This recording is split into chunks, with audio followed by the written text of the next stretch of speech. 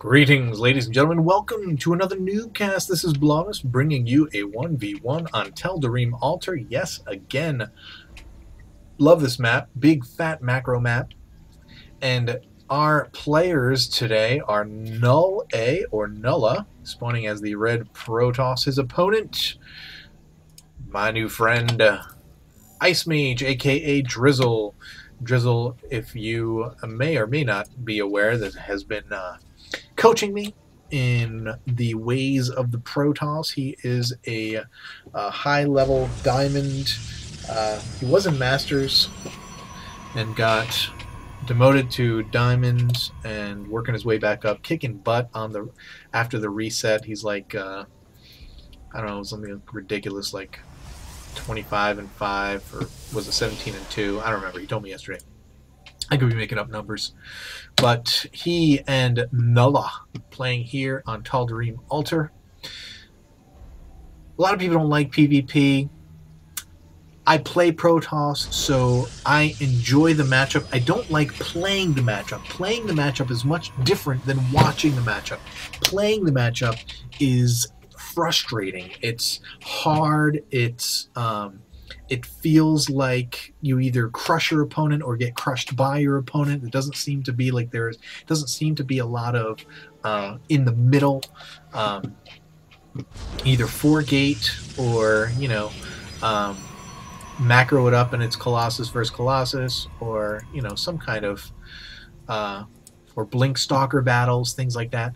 Hard, very, very difficult to play, very difficult builds to pull off.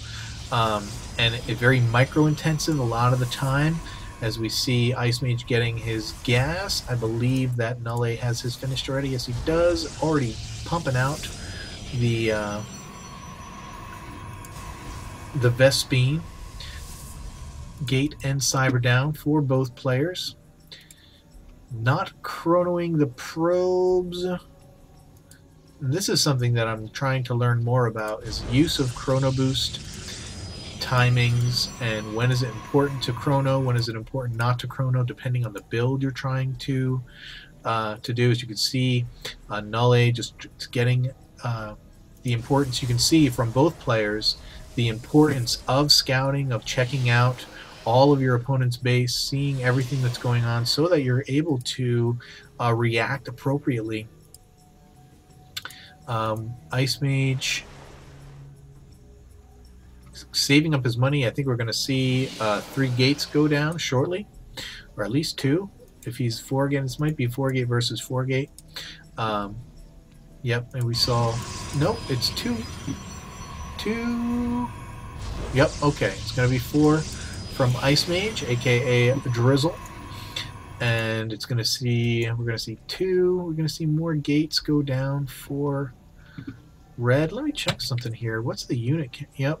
More probes for red, but he seems to... Is he going to expand? 2-gate expand? That would be very interesting. Getting out some stalkers here. We have a pylon back in the back of Null A's base.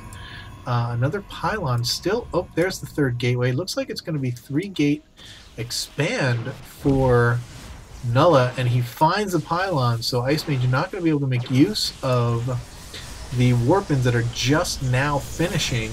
That would have been absolutely devastating had Ice Mage been able to complete these warpins prior to... he is going to warp in 1 unit just to run in and scan, looks like, and see what Null A is doing. Again, scanning, very important. Stalker coming around, going to see the 3rd and now 4th gate going up. Had me confused. Oh, more stalkers coming in. So, oh, he didn't kill the pylon. Come on, Nulla, that's crazy. So we are going to see some stalker battling here in Nulla's base. 2 stalkers are better than 1. 3 are even better than 1. But 3 are not going to be better than 4 and 2 zealots. So Ice Mage is going to have to pull out, and Nulla finally going to take out that pylon. So yeah, very interesting to me. I enjoy watching PvPs much more, infinitely more than I like playing PvPs, just because of the uncertainty factor that's involved, and the often one-sided results that are the often one-sided results that are a result of the one-sidedness. Derf, herp, derp.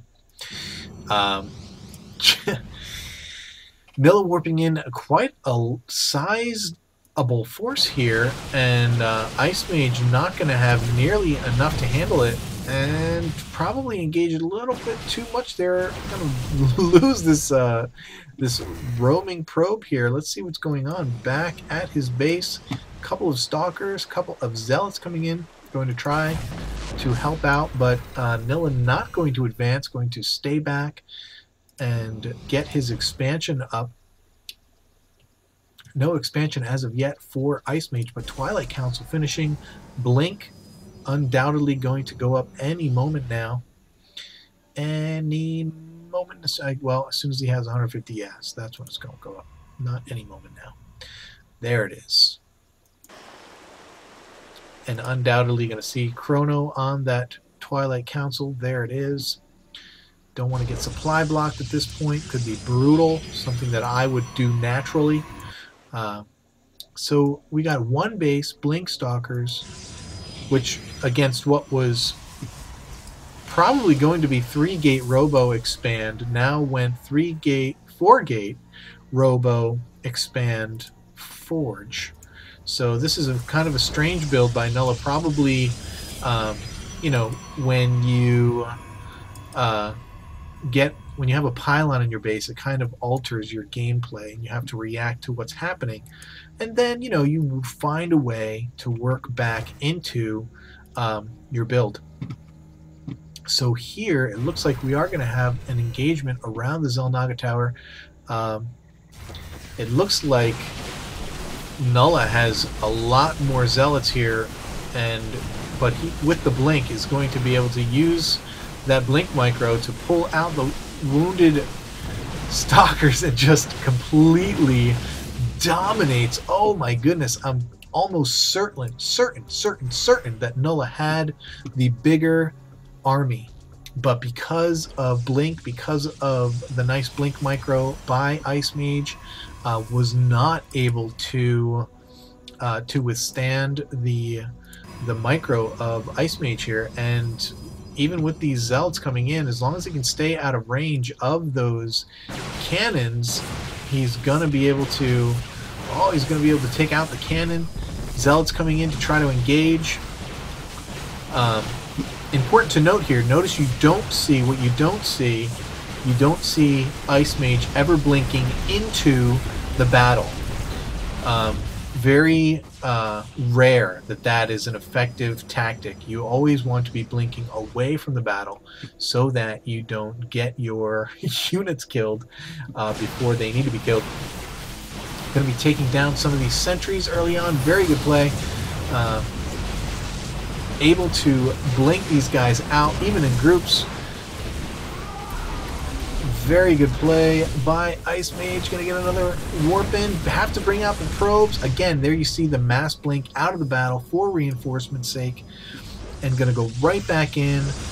More cannons going up for Nulle. He's got the Immortal out here. Going to warp in some Zealots on the side here. Oh, no, those are not Zealots. Those are Stalkers. But it's just too much now. Ice Mage and this goes to show, you know, in a lot of early on, we talked a lot about taking care of your units and not losing units or throwing units away.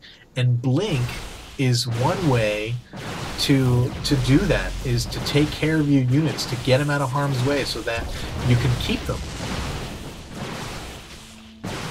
No need to blink now. Nope, no need at all.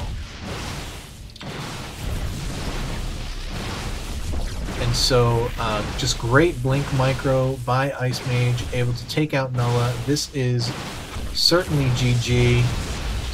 Curious as to why he has not left. He's going to What's he gonna do? Like cannon? Ice Mage's base? No expos.